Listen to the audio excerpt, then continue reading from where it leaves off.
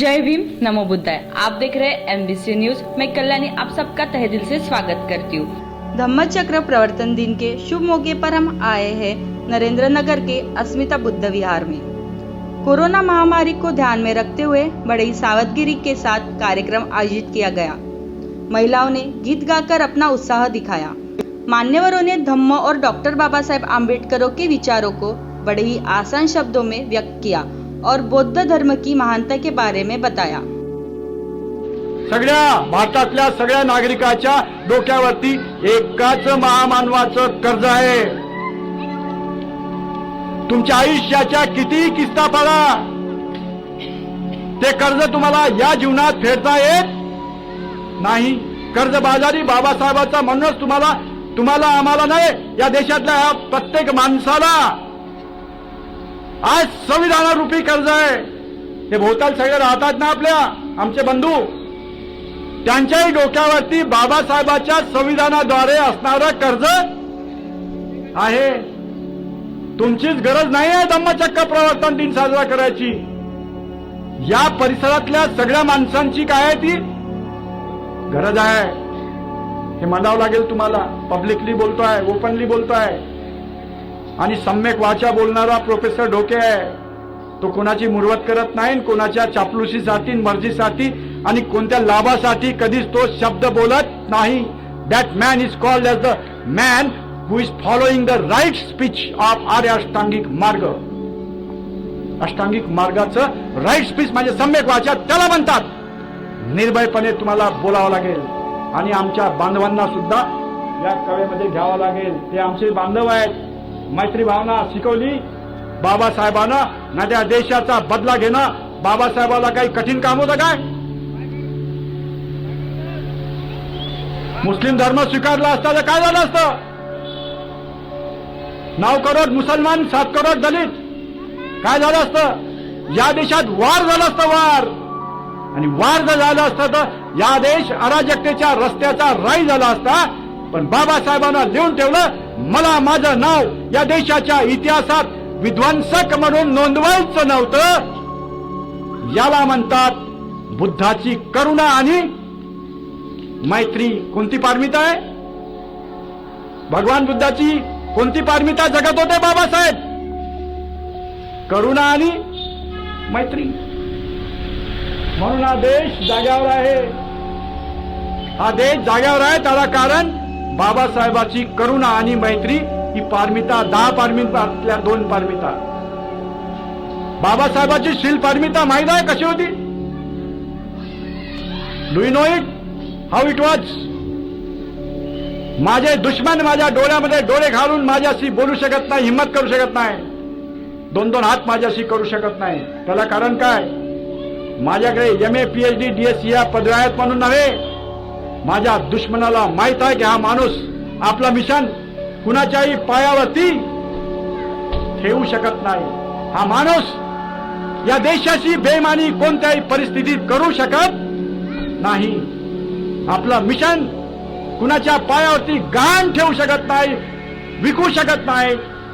त्याला म्हणतात बाबासाहेबांची पारमिता।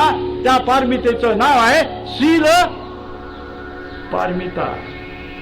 अशी प्रखर शील पारमिता आपण सुद्धा प्राप्त जर केली तर आपल्या हातून छोटं मोठं काम चांगल्या पद्धतीनं होऊ शकतं। प्रज्ञा की तलवार शीलवान के हाथ में जाती है तो करोड़ों आदमियों का उद्धार होता है, करोड़ों लोग मुक्त होते हैं। ये दुनिया का प्रज्ञावान और इनकी प्रज्ञा की तलवार इनके शीलवान के हाथ में आई तो हमारा क्या हो गया? उद्धार झालेला आहे आमचा, मुक्त झालो आहे, आम्ही भयमुक्त झालो आहोत। अवघड आहे भयमुक्त आम्ही। बौद्ध होणं म्हणजे काय? भयमुक्त होणं। आणि जो भयमुक्त असतो तोच कार्यक्रमाला येऊ शकतो। उदारीना प्रकाश घेऊ नका। पृथ्वी सूर्याकून प्रकाश घेते, चंद्र सूर्याकून प्रकाश घेते उदारीत। बाबासाहेब म्हणतात तुम्हाला कुणाकडूनही प्रकाश घ्यायची गरज पडली नाही पाहिजे। त्या बौद्ध धम्माच्या सिद्धांताला म्हणतात अत्तदीप भव। मैं तुम्हारी उंगली पकड़ के नदी बहाव से बह रही है, ये किनारे से वो किनारे तक नहीं लेके जाऊंगा। बुद्ध बोल रहे ही सकारात्मकता आहे. 60 वर्षात या समाजानं ब्राह्मणाला काय सगळ्याला हरवलेला आहे. ज्या क्षेत्रात आमचे माणसं असतील तिथे ते कमी नाही आहेत. सच को सच कहो, दूध को दूध कहो, पानी को पानी कहो. तथागत गौतम बुद्ध काले कोणाची फालतू हाजी हाजी करत फिरायचं. त्यानं हाजी हाजी केली पाहिजे तुमची. तुमचं आचरण आणि तुमची प्रमाणबद्धता अशी पाहिजे की त्यानं हाजी हाजी केली पाहिजे. पण कसं होऊन राहिलं आता? उलट होऊन राहिलेलं आहे. आमचे लोक लाचारी पत्करून राहिलेले आहे, गुलाम होऊन राहिलेले आहेत. आणि गुलाम लोक काय करू शकतील? हो, गुलाम स्वतःचं संरक्षण नाही करू शकत, समाजाचं तर दूर. असे स्लेव्ह मेंटॅलिटीचे लोक निर्माण करणं बाबासाहेबांचं मिशन नाही आहे. भिक्षू संघ was the army of the intellectual persons and I have to create that army.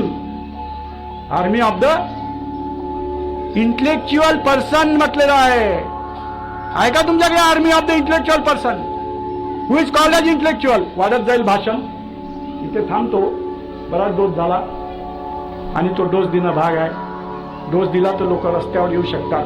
त्यामुळे आता गोड गोड सायरप घेऊन बिमारी जात, बिमारी तिसऱ्या स्टेपले जायची शक्यता आहे. तेव्हा कडवी सायरप दिल्याशिवाय आमच्या समाजाचे लोक दुरुस्त होऊ शकत नाही. म्हणून बोललंच पाहिजे. तुम्ही बोलणार नाही तर बदमाश लोक वाढत जातील. चांगले लोक मुके राहणं हा जास्त गुन्हा आहे. बदमाशावरती चेक ठेवायचा असेल तर चांगल्या लोकांनी बोललं पाहिजे, चांगलं बोललं पाहिजे, हिताचं बोललं पाहिजे, समाजाला जोडणारं बोललं पाहिजे, समाजाला दिशा देणारं बोललं पाहिजे, समाजाची चळवळ पुढे नेण्यासाठी बोललं. उद्देश तुमचा चांगला पाहिजे, सकारात्मकता पाहिजे, डिस्ट्रक्टिव्ह नको. If you are having a destructive purpose तर माझ्या तरी मग काही फरक नाही, मी त्याच गावचा आहे असं होईल. इथे थांबतो. आपण खूप प्रेम करता माझ्यावरती. हे तिसरं व्याख्यान आहे या विहारामध्ये, माझं तिसरं चौथं असेल कदाचित. आणि तुम्हाला ते आवडतं आणि त्यामुळे तुम्ही वारंवार मला बोलावता आणि डायलॉग साधायची संधी देता, धम्मदान द्यायची संधी देता. धम्मदानम सब्बदानम जिनाती. थांबतो इथे. आम्ही 3 महिने झाले बुद्ध आणि त्याचा धम्म याचं वाचन विहारात करत असतो. जनरली मीच वाचन करते, बाकी ऐकतात. तर त्यातून मला असं जाणवलं की बुद्ध आणि त्याचा धम्म आणि बाबासाहेबांनी लिहिलेला आणि तथागत बुद्धांनी जे काही तत्वज्ञान सांगितलं ते पूर्ण ह्या 22 प्रतिज्ञामध्ये येते आहे. आणि ह्या जरी आपण लक्षात ठेवल्या आणि त्याचं आचरण पालन आपण कसोशीने केलं तर आपण एक चांगले बुद्ध म्हणून आपल्या कुटुंबासमोर आदर्श ठेवू शकतो. आपले जे कुटुंबातील जे तरुण पिढी आहे त्यांच्यासमोर आपणच आदर्श ठेवू शकतो. आणि म्हणून मी आज हा संकल्प केला की 22 प्रतिज्ञा इथे म्हटल्या गेल्या पाहिजे आणि त्या झाल्या आहेत आणि लोकांनी त्याचं स्वागतही केलेलं आहे. त्याच्यामुळे मला खूप आनंद आहे. विहाराच्या कामामध्ये आपण सर्व सहभागी होता हे पाहून मला पण उत्साह येतो. आम्ही घरोघरी जाऊन कलेक्शन करतो आणि इतरही कार्यक्रमामध्ये आमचा सहभाग असतो. तर ह्या समोरही तुम्ही आम्हाला असाच सहभाग देत राहाल, सहकार्य करत राहाल अशी माझी इच्छा आहे. मी सचिन सोनवणे, सहाय्यक महाप्रबंधक नाबार्ड. तर आजचा दिवस धम्मचक्र प्रवर्तक दिन, अशोक विजयादशमी. तर मी विचार करत होतो की ज्या दिवशी आपला जो बाबासाहेबांनी आपल्याला धम्मदीक्षा दिली तेव्हा त्यांच्या मनात काय सुरू होतं. येवला परिषद 1935ची, तेव्हा त्यांनी जेव्हा पहिल्यांदा घोषणा केली की मी हिंदू धर्मात जन्माला आलो पण हिंदू धर्मात मरणार नाही. त्यानंतरचा जवळपास 20 वर्षाचा कालावधी आणि तेव्हा त्यांनी जो दिवस ठरवला की आता ह्या दिवशी मी धर्मांतर करणार आहे. तर मध्यंतरच्या काळात काय घडलं, त्यांनी जे चिकित्सा केली विविध धर्मांची, त्यानंतर आपण धर्माचा मार्ग निवडला. नक्की काय झालं? आपण आपल्या ज्या चळवळी सुरू होत्या राजकीय, सामाजिक, आर्थिक पातळीवर आपण शून्यच होतो, अजूनही आहोत सांगतो मी. आणि आपण बौद्ध धर्मच का निवडला? तर बाबासाहेबांना काय अभिप्रेत होतं ते तुम्ही ते 35 ते 40 मिनिटाची त्यांचं भाषण आहे त्या दिवशीचं, ते प्रत्येकाने आवर्जून तुम्ही म्हणजे बघा. वाचा, एकदा नव्हे तर 1000 वेळा वाचा. तुम्ही ज्या 22 प्रतिज्ञा वाचता त्या अनुषंगाने बाबासाहेबांनी आपल्याला दिल्या.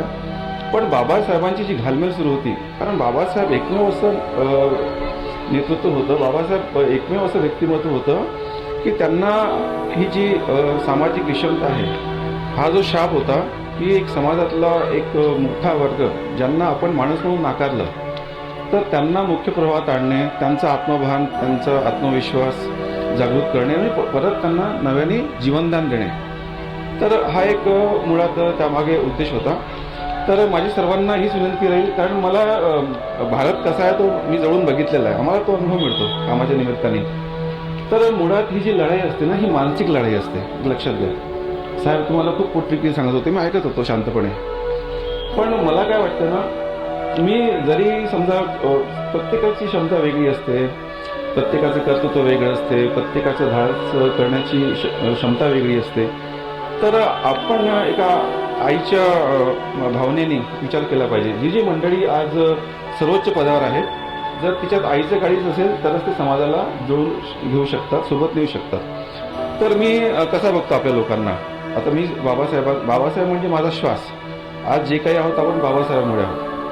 आपण बाबासाहेबांच्या कृपेने जे काही आपण करतो, जी काही आपल्याला समाजात मान्यता आहे, जी काही ओळख आहे, किंवा आपल्या येणाऱ्या पिढ्या ज्या काही पुढे जातील तर बाबासाहेबांमुळे जातील. तर बाबासाहेबांची जी ग्रंथ संपदा आहे, बाबासाहेबांनी जे काही लिखाण केलं, तर आपण खरंच ते वाचतो का, समजून घेतो का, किती लोक प्रयत्न करतात? मला खरंच सांगा प्रामाणिकपणे, आपण कधी प्रयत्न करतो का तसा? बाबासाहेब आजन्म विद्यार्थी होते, ते अखंड वाचन करायचे, प्रचंड वाचन होतं, त्यांचा 1 मिनिट सुद्धा वाया जात नव्हता. त्यांचा कुठे दौरा असेल तर ते प्रवासात सुद्धा वाचन करायचे. आपण असं करतो का? मी जे लोकांना बघतो, माझ्याकडे खूप लोक येतात, म्हणजे तुम्ही लक्षात घ्या, पब्लिक रिप्रेझेंटेटिव्ह, त्याच्यानंतर डिस्ट्रिक्ट कलेक्टर्स, तुमचे IAS ऑफिसर्स, त्यानंतर reserve bank of India, banking regulator, त्यानंतर 4थ्या नंबरवर मी आहे, नाबार्ड अपेक्स लेवलला. तर आम्हाला जो प्रचंड जनसंपर्क आहे, किंवा ज्या पद्धतीने आम्ही लोकांना बघतो वरून खालपर्यंत, म्हणजे समाजातला प्रत्येक घटक आम्ही जवळून बघतो. पण मला कुठल्या गोष्टीची खंत वाटते, तर आपले लोक अभ्यास करत नाहीत. लक्षात घ्या, आपला अहंकार खूप मोठा आहे. माणूस 1 किलोचा असेल तर 100 किलो त्याचा अहंकार आहे. तो स्वतः वाचत पण नाही, एकमेकांशी संवाद पण साधत नाही, नीट बोलत पण नाही. लक्षात घ्या, आपण जर एक विचार केला India as a nation, Bharat एक राष्ट्र म्हणून, तर आपण अजूनही खूप खूप मागे आहोत. एक लक्षात घ्या, आपल्याला खूप मोठी लढाई जिंकायची आहे.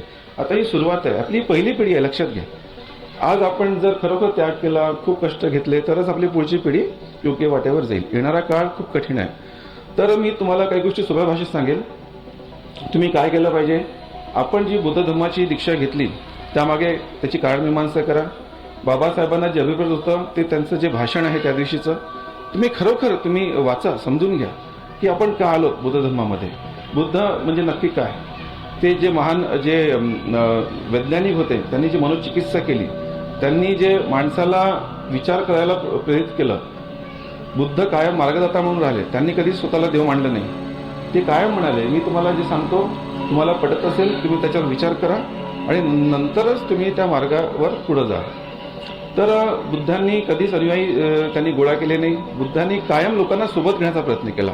ते कायम मार्गदाता होते, म्हणजे सर्वांना समान वागणूक होती, याच्यामध्ये कुठलाही भेद नव्हता जो इतर काही ठिकाणी असेल.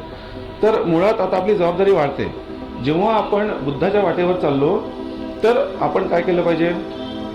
आपण जास्तीत जास्त लक्ष आपल्या अभ्यासाकडे दिलं पाहिजे. आपण प्रचंड वाचन केलं पाहिजे.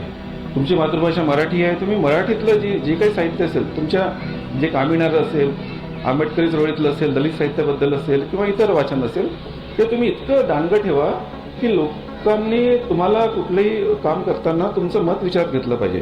तुमचा दरारा अभ्यासातून येईल. लक्षात घ्या, बाबासाहेब त्यांच्या काळामध्ये त्यांना साथ देणारं कोणीच नव्हतं. बाबासाहेब कायम विपरीत परिस्थितीत त्यांनी संघर्ष केला.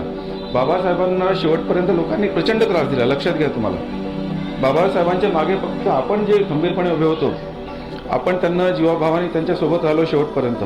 पण एकंदरीत समाज व्यवस्था त्यांच्या विरोधात होती.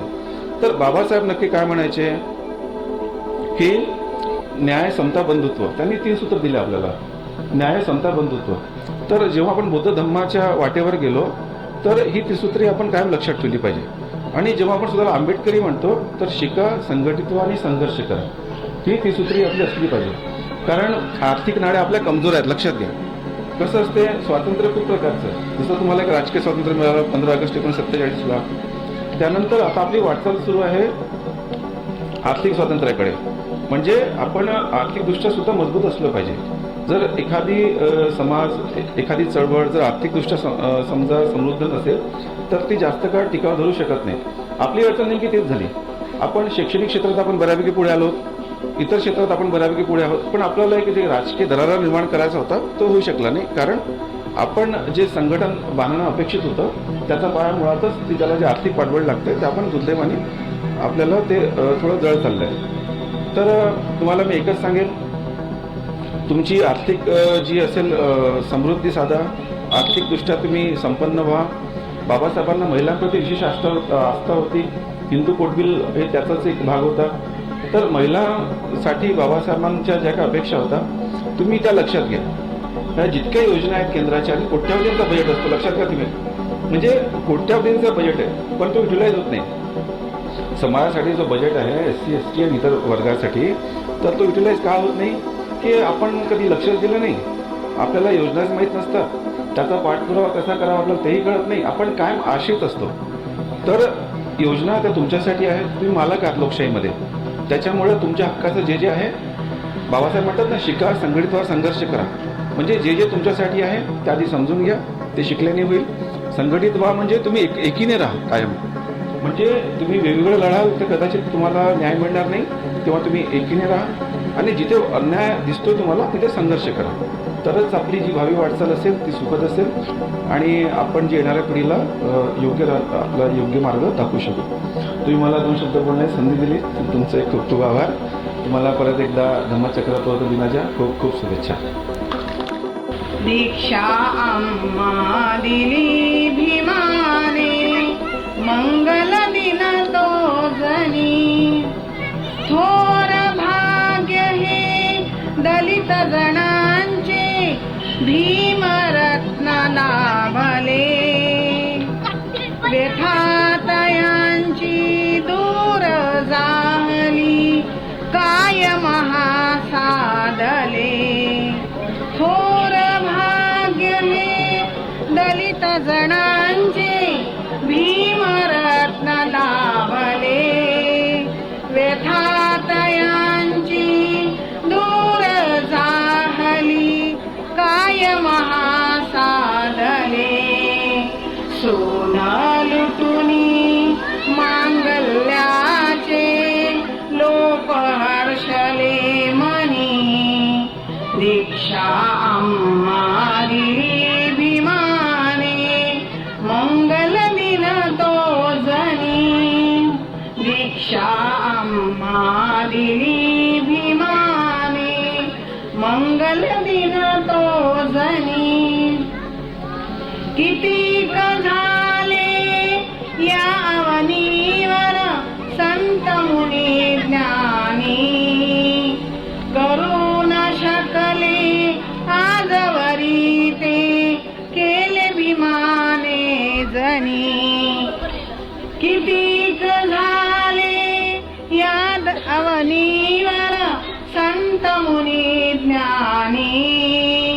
करू न शकले आजवरी ते, केले भीमाने जनी. उद्धरली 9 कोटी जनता, रूढी मोडुनी जुनी. दीक्षा आम्हा दिली भीमाने, मंगल दिन तो जनी. श्री बुद्धाच्या चरणावरती, विजयादशमी दिनी. दीक्षा आम्हा दिली भीमाने, मंगल दिन तो जनी. दीक्षा आम्हा दिली भीमाने, मंगल दिन तो जनी. दीक्षा आम्हा दिली भीमाने, मंगल दिन तो जनी. जय भीम, नमो बुद्धाय. आज हमारे साथ है प्रोफेसर ढोक सर. इस शुभ दिन के बारे में उनसे कुछ बात स्वागत करते हैं। जय भीम सर। अच्छा, घ्यायच्या हाती घे, बोलायचं असं. हाँ आजचा दिवस अशोक विजयादशमी या नावानं सुद्धा ओळखला जातो आणि या अशोक विजयादशमीलाच डॉक्टर बाबासाहेब आंबेडकरांनी न भूतो न भविष्यती अशी एक क्रांती घडून आणलेली आहे. 5 लाख लोक आपल्या पूर्वाश्रमीचा धर्म सोडून नव्या धम्मात पदार्पण करतात. जगाच्या इतिहासामध्ये 5 लाख लोक हे एका धर्माला सोडून दुसऱ्या धर्मात गेले अशी घटना कोणत्याही धर्मसंस्थापकाच्या नावावर नाही. आणि ते रेकॉर्ड, ती क्रांती करून दाखवली परमपूज्य डॉक्टर बाबासाहेब आंबेडकरांनी. तो दिवस होता आजचा, त्याचं नाव आहे अशोक विजयादशमी. अशोकाने सुद्धा धम्मचक्र प्रवर्तन केलेलं होतं आणि त्याच आधारावरती या दिवसाला धम्मचक्र प्रवर्तन दिन म्हटलं जातं आणि तो योगायोगाने अशोक विजयादशमी म्हणून हा दिवस आलेला आहे. आणि त्याप्रमाणे या दिवसाचं आजचं जे महत्त्व आहे ते बौद्ध धर्मीयच नव्हे, तर या देशात राहणाऱ्या प्रत्येक नागरिकासाठी तो एक क्रांतिकारी ते पाऊल आहे. आणि त्या क्रांतिकारी पावलावरती बाबासाहेबांनी आपल्याला धम्माच्या मार्गावरती घेऊन जाणारा दिवस म्हणजे आजचा दिवस आहे. सर, तुम्ही हा दिवस कुठल्या उत्साहात साजरा करता? प्रत्येक जण कुठल्या ना कुठल्या नवीन पद्धतीने हा दिवस साजरा करतात. तुम्ही काय विशेष करता? या दिवशी हा तसा संकल्प घेण्याचा दिवस आहे की बाबासाहेबांना धम्मक्रांती ज्या एका विशिष्ट दिशेनं त्यांना अग्रेसित करायची होती, त्यांचं प्लॅनिंग सुद्धा बाबासाहेबांचं तयार होतं. बाबासाहेबांनी army of the intellectual persons म्हटलेलं आहे भिक्षूंना. तसे उपासकामधून सुद्धा इंटेलेक्च्युअल माणसं सगळ्या क्षेत्रात आणि सगळ्या क्षेत्रात ते निर्माण झाले पाहिजेत. हा बाबासाहेबांचा धम्मक्रांतीचा उद्देश होता की बुद्धिझमच्या स्वीकारानंतर आमच्या समाजातूनच नव्हे, या देशातून सगळ्या क्षेत्रातून माणसं जे आले पाहिजेत, तयार झाले पाहिजे, ते उच्च कोटीच्या प्रज्ञेचे धनी पाहिजेत. म्हणजे देशाच्या समस्यांची जाण आणि त्याची सोडवणूक करण्याचं कसब त्यांच्यात असावं. दुसरी गोष्ट म्हणजे त्यांच्यामध्ये उच्च प्रतीचं कॅरेक्टर असावं, ही बाबासाहेबांची अपेक्षा होती. त्यालाच म्हणतो आपण प्रज्ञा आणि शील. प्रज्ञा म्हणजे विचारधम्म आणि शील म्हणजे आचारधम्म, ही बाबासाहेबाची थीम आहे. आणि त्यामुळे अशा प्रतीचे माणसं, मग ते संसदेत राहो, IAS ऑफिसर राहो, प्रोफेसर राहो, डॉक्टर राहो, इंजिनियर राहो, की कोणत्याही क्षेत्रामधले लोक राहोत, त्या पद्धतीचे लोक जर झालेत तर हा देश जगामधली एक महासत्ता म्हणून पुढे येईल. हे त्या बाबासाहेबांच्या धम्मक्रांतीचं ध्येय उद्दिष्ट होतं. आणि त्या ध्येय उद्दिष्टाच्या पूर्तीसाठी मी माझ्या पद्धतीनं धम्म हा प्रबोधनाच्या माध्यमातून लोकांना प्रेरित करण्यासाठी, या धम्मक्रांतीला काम करण्यासाठी लोक मिळावेत, यासाठी मी त्यांना सगळं प्रेरित करत असतो. आणि आजचा दिवस अत्यंत रॅशनल बुद्धी प्रामाण्यवादी पद्धतीनं आम्ही साजरा करतो. सर, आजची युथ पिढी ही बाबासाहेबांच्या विचारापासून कुठे भटकत चालली आहे, कुठेतरी दूर आहे, कुठेतरी पाश्चात्य संस्कृतीचा तो स्वीकार करत आहे. युथसाठी तुमचं काय म्हणणं आहे? युथ भटकलेला नाही आहे तसा. युथच्या समस्या ह्या आधुनिक जगात वर्तमानाच्या काळामध्ये ह्या अत्यंत भीषण होत चाललेल्या आहेत. आणि या भीषण परिस्थितीमध्ये युथ भटकलेलं नाही. युथला मार्गदर्शन योग्य दिशेनं देणारे लोक पाहिजेत आपल्याकडे. आणि म्हणून बाबासाहेब म्हणाले होते की प्रत्येक बुद्ध विहार हे प्रशिक्षण केंद्र व्हावं. त्या विहारातून तुमच्या दैनंदिन जीवनातल्या समस्यांची चर्चा झाली पाहिजे तिथे. आणि युवकासाठी सुद्धा चांगल्या पद्धतीचे कार्यक्रम आपण राबवले पाहिजे. आणि युवकांना अट्रॅक्ट केलं पाहिजे की तो बुद्ध विहारात आला पाहिजे. नुसते निवृत्त झालेले रिटायर लोक विहारात येऊन काही फागणार नाही, कारण पुढची पिढीच ही धम्मक्रांतीचं चक्र गतिमान करू शकते. आणि प्रत्येक शेवटच्या माणसाला न्याय मिळावा, समता, स्वतंत्रता, बंधुत्वाचं वातावरण प्रत्येक माणसाला मिळावं, तो त्याचा अधिकार आहे आणि संविधानात्मक अधिकार आहे. तो या देशातल्या प्रत्येक माणसाला मिळावा, ही बाबासाहेबांची अपेक्षा युवकाकडून होती. आणि त्यामुळे युवकांनी याच्यात सहभागी व्हायला पाहिजे. पण युवकांचे आताच्या परिस्थितीमध्ये रोजगारांचे आणि सगळे प्रश्न भीषण झाल्यामुळे ते वेळ देऊ शकत नाही. त्यांच्या मनात असतं पण ते वेळ देऊ शकत नाही, कारण वेगळ्या परिस्थितीत तो सापडलेला आहे. त्यामुळे निश्चित उद्याचा दिवस आपला चांगला आहे. त्यांना जर आपण इन्स्पायर केलं आणि प्रेरित जर केलं येणाऱ्या युवकांना, तर मला वाटते तो या पिढीपेक्षाही हुशार आहे. आणि या पिढीपेक्षा त्याचा जो ब्रेन आहे तो इव्हॉल्व्ड ब्रेन आहे. I believe in that. माझ्यापेक्षा माझा मुलगा किंवा नातू हा माझ्यापेक्षा इव्हॉल्व्ड बुद्धिमत्ता घेऊन आलेला आहे. तो कधीही माझ्यापेक्षा सुपेरियर आहे. He is far superior than me. I believe in that. And भारताचं भवितव्य या युवकामुळे अत्यंत उज्ज्वल आहे. पण त्याला योग्य दिशेनं त्याच्या हाताला काम मिळालं पाहिजे, त्याचे प्रश्न सुटले पाहिजे, आर्थिकदृष्ट्या तो सुस्थिर झाला पाहिजे, तरच तो चांगल्या पद्धतीनं काम करेल. आज आर्थिकदृष्ट्या तो आज 9 करोड बेकारांची संख्या आहे भारतात. ज्या देशात एवढ्या मोठ्या संख्येनं युवक बेकार राहत असतील तो देश पुढे कसा जाईल मॅडम. आणि त्यामुळे ही आपली कर्तव्य आहे की शासनालाही त्या जबाबदारीचं भान करून द्यायचं काम आपल्यासारख्या एज्युकेटेड लोकांचं आहे आणि युवकांना सुद्धा प्रबोधन करून आपण तशी दिशा दिली पाहिजे असं मला वाटतं. सर, धम्म आणि मॉडर्न सायन्स याबद्दल थोडक्यात सांगा. Buddhism is nothing but the modern science. Cause and effect मी तुम्हाला सांगितलं आता माझ्या भाषणामधून. कार्यकारण भावाचा सिद्धांत या एका सिद्धांतावरती संपूर्ण सायन्स विकसित झालेला आहे. मग ते फिजिक्स राहो, केमिस्ट्री राहो, बायोलॉजी राहो, मेडिकल सायन्स राहो, इंजिनिअरिंग सायन्स राहो, हे सगळं विज्ञान जर कोणत्या एका भगवान बुद्धाच्या सिद्धांतावरती ते आधारित आहे किंवा विकसित झालेलं असेल तर तो सिद्धांत आहे law of cause and effect. दुसरा भगवान बुद्धाचा सिद्धांत आहे law of dependent origination. Everything is independent. हे जे तत्व आहे हे ब्राह्मणी धर्माचं तत्व आहे. कोणतीही गोष्ट इंडिपेंडंट नाही, कोणतीही गोष्ट अपरिवर्तनीय नाही, कोणतीही गोष्ट नित्य नाही. तर या विश्वातली प्रत्येक गोष्ट प्रत्येक क्षणाला बदलणारी आहे.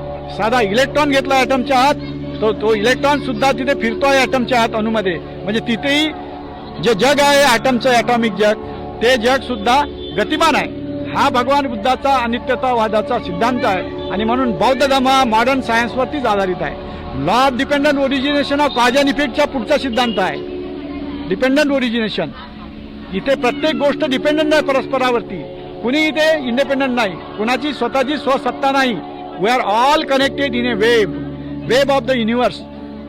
All entities lying in this cosmos, they are connected in this web, and that is called as the law of dependent origination of Buddha.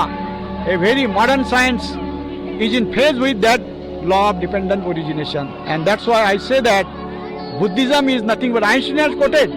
It is the only Buddhism which is in phase with the modern science. जगातल्या धर्मामध्ये फक्त मला एकच धर्म, Einstein the great physicist sed that, हा एकमेव असा धर्म आहे की तोच आधुनिक विज्ञानाला सुसंगत असा आहे. आणि म्हणून तो बाबासाहेबांनी जाणीवपूर्वक तुम्हाला दिला की जग हे आधुनिक विज्ञानाला मानणारं येणार आहे पुढचं आणि ते बौद्ध धम्माकडे आकृष्ट होईल. या एका अपेक्षेनं बाबासाहेबांनी आधुनिक विज्ञानावरती आधारित हा धम्म आपल्याला दिला. We are in lucky in that sense. Sir, doctor Babasaheb Ambedkar यांचे विचार आपल्या जीवनात प्रत्यक्ष रूपात कसे आणावे लोकांनी? कारण की जग पूर्ण धावपळीचं झालं, प्रत्येक लोक आपल्या करिअरच्या मागे लागले. त्याबद्दल तुमचं म्हणणं काय? जग कितीही बदललं असलं, जगात किती अस्थिरता आणि ही झालेली असली तरी आपण आपला मार्ग सोडू नये. आणि मोरॅलिटी हा बेस आहे धम्माचा. शीलच्या पालनामधूनच सद्गुणांची निर्मिती होते. म्हणून शील पारमितेशी बौद्ध धर्मात अजिबात कॉम्प्रोमाइज नाही. आणि बाबासाहेब आंबेडकरांची भूमी जी होती ती शिलाची भूमी होती. आणि शिलाच्या भूमीवर उभे राहिल्यामुळेच बाबासाहेब या प्रज्ञेनं या देशाच्या समस्या सोडवू शकलेल्या आहेत. आणि त्यामुळे देशाच्या समस्या सोडवायच्या असतील तर आपण, जग काही बिघडे ना होय ना, ते पाश्चिमात्याकडे जाऊ की काय जाऊ, आपण आपला मार्ग सोडू नये. बुद्धाने यहाँ तक कहा है, नहीं मिला साथी जंगल में तो अकेला अपना चलो, लेकिन सिद्धांत से साथ कॉम्प्रोमाइज मत करो. That was the message given by Lord Buddha. That message had followed by Baba Sahib Ambedkar, and the same message we should all with young generations and everybody of this country should follow it.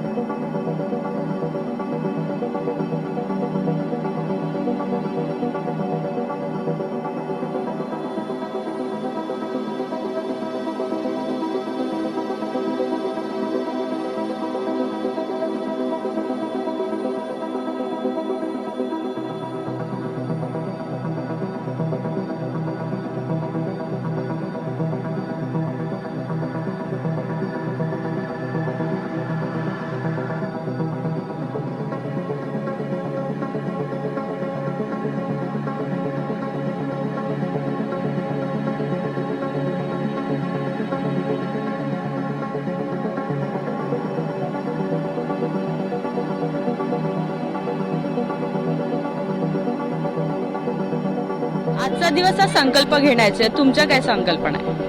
माझा हे संकल्पना आहे की आपल्याला बुद्ध धम्म पूर्णपणे शिकायचा आहे, बुद्धांना जाणून घ्यायचं आहे, बाबासाहेबांचे जे संविधान आहे त्यांना शिकायचं आहे, जाणून घ्यायचं आहे आणि त्याच्यावर तत्वावर आपल्याला चालायचं आणि पालन करायचं आहे. तुम्ही हा विशेष दिवस कुठल्या उत्साहात, कुठल्या विशेष पद्धतीने साजरा करता?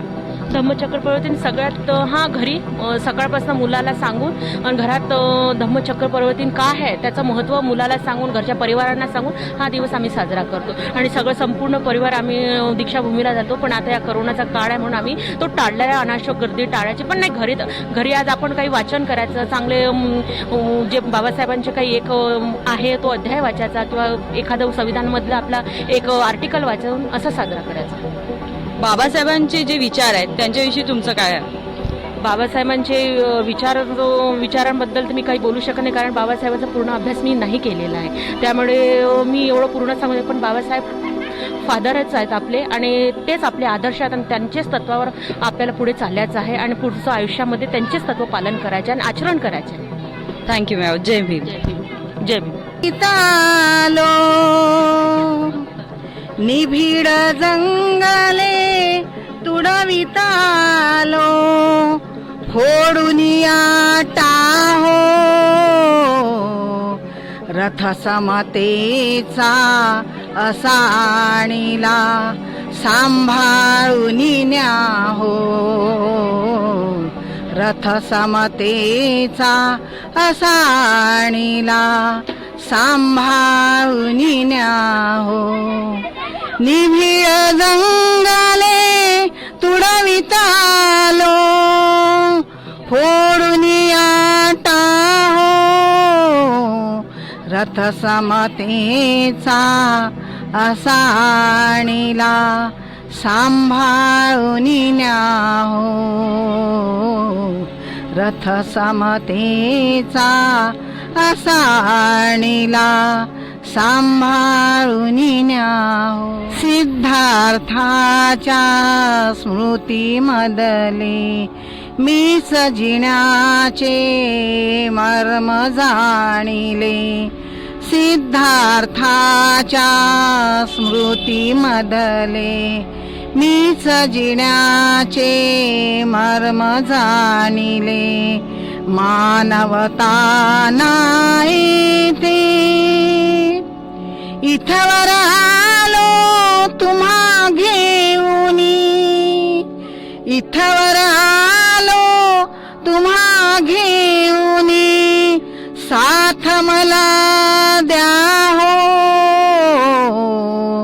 रथ समतेचा असाणीला सांभाळून न्याहो रथ समतेचा असाणीला सांभाळून न्याहो निभिड जंगले तुडवितालो फोडुनिया टाहो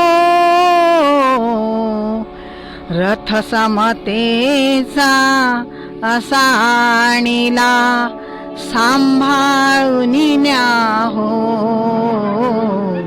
रथ समतेचा असाणीला सांभाळून न्याहो. धम्मचक्र प्रवर्तन दिन 65व्या धम्मचक्र प्रवर्तन दिनाच्या आपण सर्वांना शुभेच्छा देतो, सदिच्छा देतो. धन्यवाद.